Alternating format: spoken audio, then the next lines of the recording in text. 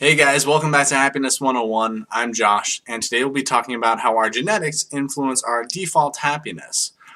Though a great deal of our happiness is due to our own conscious efforts and actions, our genetics still play a major role. We have all inherited what's known as a happiness range.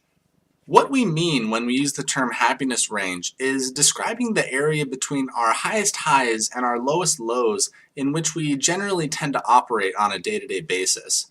For example, if someone was struggling with depression, they would have a much lower and much smaller happiness range than someone who was suffering from, say, manic depression, as they would have much higher highs but equally as low of lows, and therefore a larger overall happiness range.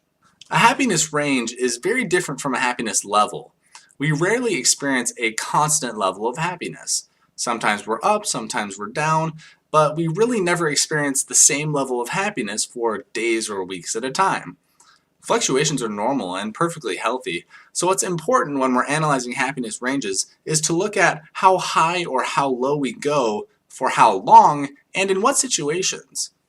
It's easy to want to label ourselves or others as happy or sad people, but in reality we all experience varying levels of happiness even if we don't show it on the outside. Words like happy and sad can only describe someone in a single moment of time, and they don't give us an accurate picture. If we instead talk in terms of happiness ranges, we're able to describe our happiness over time and throughout our lives instead.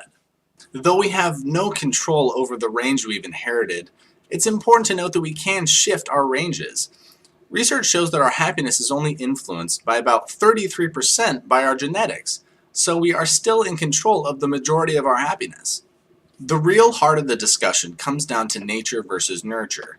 This phrase has been passed around so frequently in our society that we've come to believe that it has to be one or the other, when in reality they both contribute to crafting our happiness ranges and our behaviors in general.